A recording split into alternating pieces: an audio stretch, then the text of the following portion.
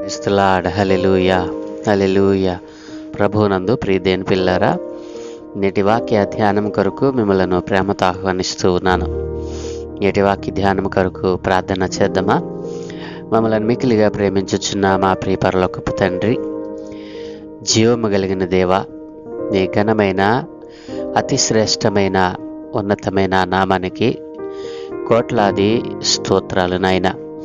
ఏ మంచి లేని మా జీవితంలో మరొక నూతన ఉదయాన్ని అనుగ్రహించారు తండ్రి. మా జీవితంలో మీ సత్య వాక్కును ధ్యానం చేసేటువంటి ఈ భాగ్యమును అనుగ్రహించారు దేవా.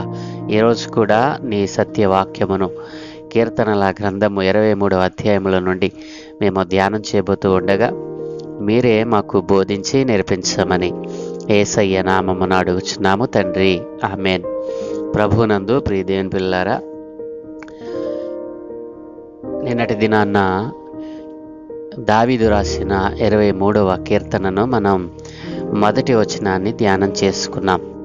ప్రియదేవుని పిల్లారా, ఈ కీర్తనను భక్తుడైన దావీదు గారు రాసినట్లుగా ఇది ఒక శ్రేష్టమైన ఉన్నతమైన మరి చంటి పిల్లలు సహా కంఠస్థం చేయగలిగినటువంటి కీర్తనలలో ఇది ఒకటిగా మనం చెప్పవచ్చు. ప్రియదేవుని పిల్లారా, మరి సండే స్కూల్ పిల్లలను ఎవరిని అడిగినా ఈ యొక్క కీర్తనలో రాయబడినటువంటి ఈ 6 వచనాలను వారు బైహార్ట్ చేసి చెప్పడం మనం చూస్తూ ఉన్నాం. ఈ కీర్తనలో రాయబడినటువంటి భక్తుని యొక్క జీవితము, మరి తనను తాను దేవునికి ఏ రీతిగా సమర్పించుకున్నాడో, తన యవ్వన కాలము నుండి బాల్య కాలము నుండి కూడా ప్రభువునందు సర్వశక్తిని యందు ఎలాగున నిలిచి ఉన్నాడో ఈ కీర్తనలో మనకు ప్రతిబింబిస్తూ ఉంది. ప్రియదేవుని పిల్లలారా, మరి నిన్నటి దినాన్న మొదటి వచనాన్ని మనం ధ్యానం చేసాం.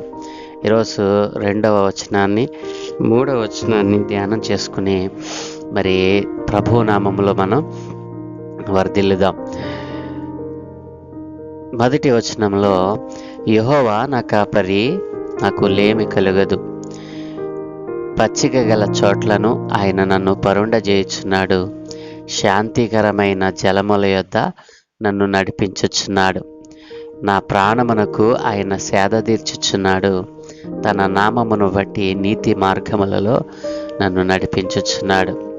ప్రియదేవుని పిల్లలారా, మరి ఈ 2వ వచనంలో మనం చూసినట్లయితే, మొదటి వచనంలో భక్తుడు పాడినట్లుగా యెహోవాయే నా కాపరి, ఆయన నాకు కాపరిగా ఉంటే నాకు ఏ కొదువ ఉండదు అని మాట్లాడుతూ అంటాడు కదా. ఆయన నన్ను పచ్చిక గల చోట్ల ఆయన నన్ను పరుండ చేస్తాడు. పచ్చిక అనేటువంటిది మరి శ్రేష్టమైన ఉన్నతమైన స్థానానికి, ఉన్నతమైనటువంటి మరి స్థలమును తెలియచేస్తూ ఉంది. ఆయనను కాపరిగా కలిగినటువంటి తన ప్రజలను ఆయన మరి ఎలాంటి చోట్ల పరుండ చేస్తాడటండి? పచ్చిక గల చోట్ల ఆయన పరుండ చేస్తాడు. పచ్చిక గల చోట్ల ఆయన నన్ను పరుండ చేయుచున్నాడు అని భక్తుడు అనటానికి గల కారణం ఏమిటి?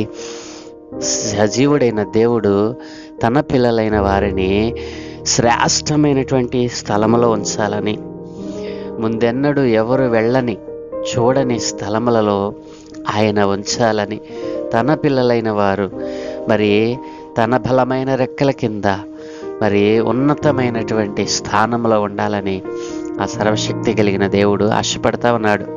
ఈ రోజున తన యందు భయభక్తులు కలిగి తన నామమునందు విశ్వాసముంచిన వారిని ఆయన మరి ఉన్నతమైన శ్రేష్టమైన మరి ప్రదేశంలో ఒక ఉన్నతమైన స్థానంలో ఉంచాలని ఆయన ఆశపడతా ఉన్నాడు.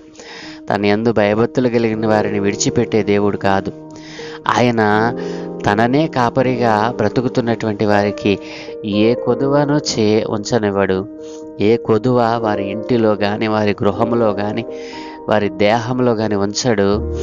అంత మాత్రమే కాదు కానీ పచ్చిక గల చోట్ల ఆయన నివసింపచేస్తాడు. ఆయన అంత ఉన్నతమైన ఆలోచనలు కలిగినటువంటి వాడు. తన యందు భయభక్తులు కలిగిన వారిని మరి తననే కాపరిగా అనుకుంటున్నటువంటి వారిని, మనస్సునందు శరీరమునందు ఆయనను ధరించిన వారిని ఆయన మరి శ్రేష్టమైన ఉన్నతమైన స్థలములో ఉంచటానికి, ఒక ఉన్నతమైన స్థానంలో ఉంచటానికి ఆయన ఎంతగానో ఇష్టపడతా ఉన్నాడు. అంతేకాదు శాంతికరమైన జలముల యొద్దకు ఆయన నడిపిస్తూ ఉన్నాడు. మన జీవితంలో ఆయనను మాత్రమే కాపరిగా మనం అనుకుంటే గనక, ఆయనను మాత్రమే మనకు కాపరిగా మనం పెట్టుకుంటే గనక ఆయన మన జీవితాన్ని మరి వృద్ధి పొందిస్తాడు. మన జీవితంలో ఉన్నటువంటి ప్రతి అవసరతను తీర్చగలడు. అంత మాత్రమే కాదు, శాంతిని సమాధానాన్ని అనుగ్రహించే మరి ఆ ఉన్నతమైనటువంటి రాజ్యమునకు మనలను చేర్చగలడు. మరి తన యందు భయభక్తులు కల వారి మీద ఆయన తన కనుదృష్టిని నిలుపుతూ ఉన్నాడు. దేని పిల్లరా, మనం ఆలోచన చేస్తే శాంతికరమైనటువంటి ఆ జలములు మనలకు తాగినిస్తాను అంటూ ఉన్నాడు. మరి ప్రకటన గ్రంథము 7వ అధ్యాయము 17వ వచనంలో ఈ రీతిగా వ్రాయబడి ఉంది కదూ. ఏలయనగా సింహాసనము మధ్య నుండి గొర్రెపిల్ల వారికి కాపరి అయి జీవ జలముల బొగ్గల యొద్దకు వారిని నడిపిస్తాడు. ప్రిదేని పిల్లరా, యెహోవాయే నా కాపరి అని ఎవరైతే తమ హృదయములో తమ దేహములో అనుకుంటూ ఉన్నారో, తమ మనస్సులో ఆయనను తలస్తూ ఉన్నారో, ఆయన వారిని ఎక్కడికి నడిపిస్తారంటండి? జీవ జలముల బొగ్గల యొద్దకు ఆ గొర్రెపిల్ల మనలను నడిపిస్తుంది. ఆ గొర్రెపిల్ల ఎవరో కాదు, సజీవుడైన మరణమును గెలిచి లేసిన క్రీస్తు ప్రభుల వారే. ప్రియదేని పిల్లారా, మరి ఇక్కడ క్రీస్తు ప్రభుల వారు తన యందు భయభక్తులు కలిగిన వారిని, తనను కాపరిగా తన కాపరత్వంలో ఉన్నటువంటి వారిని ఆయన జీవ జలముల బొగ్గల యొద్దకు నడిపిస్తాడు. అంతేకాదు ఆయనే వారి కన్నుల నుండి ప్రతి బాష్ప బిందువును తుడిచివేస్తాడు. ఎంత ఉన్నతమైన మాటలు ప్రియదేని పిల్లారా. కాబట్టి ఆయనను నమ్ముకున్న నీ జీవితంలో ఒకవేళ నిరాశ నిస్పృహలు నిన్ను వేలుబడి చేస్తావన్నాయేమో, ఆయన కాపరత్వంలో నీవు ఉండి కూడా ఈ లోకముతో మరి ఈ లోకమనేటువంటి ఈ మాయలో పడిపోయి నీవు అనేకమైనటువంటి హింసలు శ్రమలు అనుభవిస్తూ ఉన్నావేమో. నీ జీవితంలో ఆయన నిన్ను నీటి బొగ్గల యొద్దకు, జీవ జలముల బొగ్గల యొద్దకు నడిపించాలని ఆశపడతా ఉన్నాడు.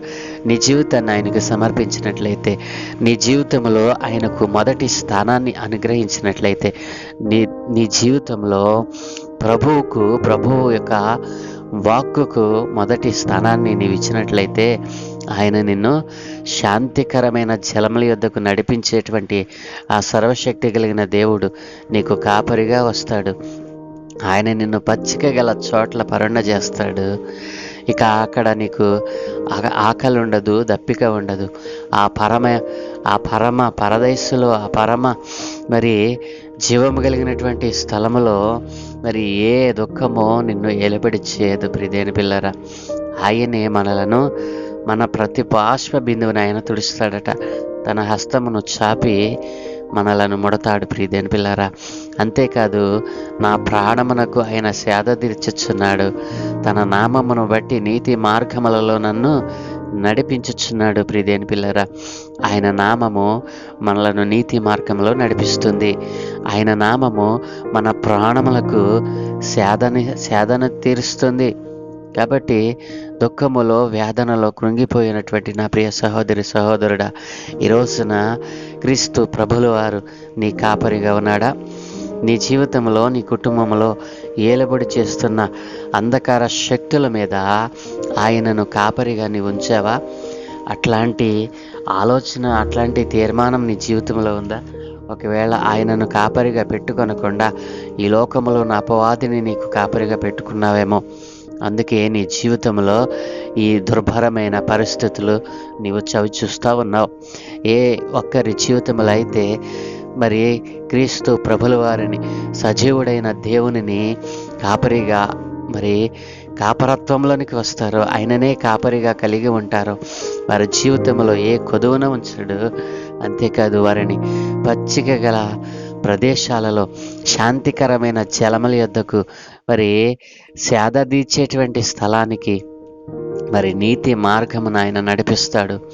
అలాంటి మరి పరిశుద్ధమైన జీవితము, నీతియుక్తమైన జీవితము, యథార్థమైన భక్తి, నీతి కలిగినటువంటి వారమై ఆయన యొక్క కాపరత్వంలోనికి మనం వెళదాం. మరి భక్తుడైన దావీదు గారు తన బాల్యము నుండి కూడా ఆయనను కాపరిగా కలిగి ఏ విషయంలో కూడా తాను తగ్గకుండా, మరి సింహము ఎదురొచ్చినప్పుడు, మరి ఎలుగుబంటి ఎదురొచ్చినప్పుడు, సింహమైన ఎలుగుబంటి అయిన వాటి బలము ముందు ఈయన చాలా బాలుడే, కానీ తన బలము యెహోవాయే అని, నా బలము యెహోవాయే అని, నా కాపరి మరి సర్వశక్తి కలిగిన దేవుడే అని ఆయన అనుకున్నప్పుడు ఎంతటి గొప్ప కార్యాలు జరిగించాడో తెలుసా? సింహమును రెండుగా చీల్చాడంటండి. బాలుడైనటువంటి ఒక వ్యక్తి సింహమును చీల్చగలిగినటువంటి బలము ఎక్కడి నుండి వస్తుంది? దేని పిల్ల ఎలుగుబంటిని ఒక్క దెబ్బతో మరి మట్టి కరిపించినటువంటి ఆ గొప్ప బలము ఎక్కడి నుంచి వచ్చిందో తెలుసా? యెహోవాయే ఆయనను కాపరిగా ఉన్నందుకు, యెహోవాయే తన భక్తుడైన దావీదునకు కాపరిగా ఉన్నందున, ప్రియదేని పిల్లరా, తన గొర్రెల మందలో నుండి ఒక్క గొర్రె కూడా మరి మిస్ కావటానికి ఒప్పుకోలేదు. ఎందుకో తెలుసా? యెహోవాయే నా కాపరి అని దావీదు కీర్తించాడు. ఈ రోజున నీవు ఎవరి కాపరత్వంలో ఉన్నావు? నీవు ఆయన ఇచ్చేటువంటి ఈ శ్రేష్టమైన స్థలానికి, శాంతికరమైనటువంటి జలములను, మరి జీవజలముల బొగ్గల యొద్దకు ఆయన నడిపించటానికి ఇష్టపడతా ఉంటే ఎంతకాలము నీవు ఆయన మాటను తిరస్కరిస్తావు? క్రీస్తు ప్రభుల వారు నీ కోసం చేసిన త్యాగాన్ని అవహేళన చేస్తూ ఉన్నావేమో.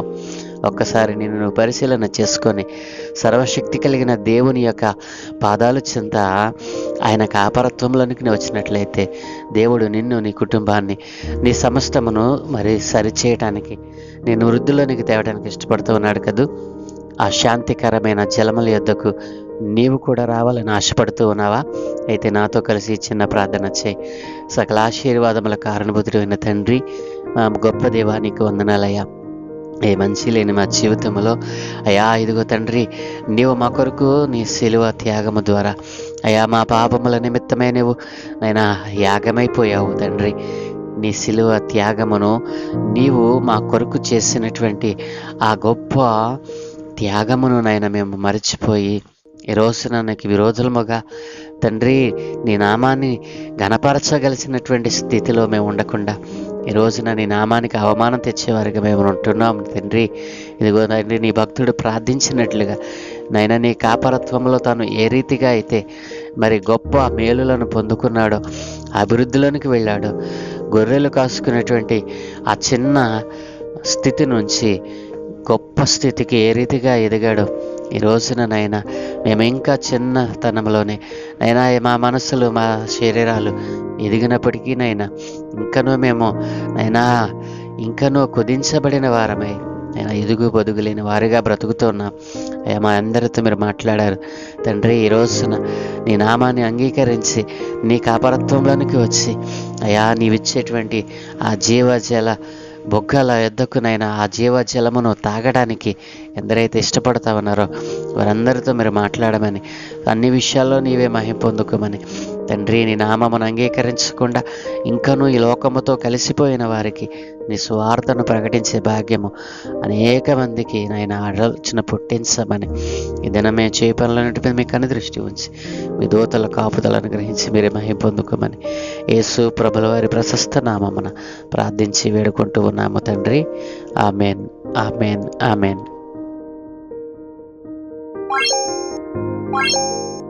Bye.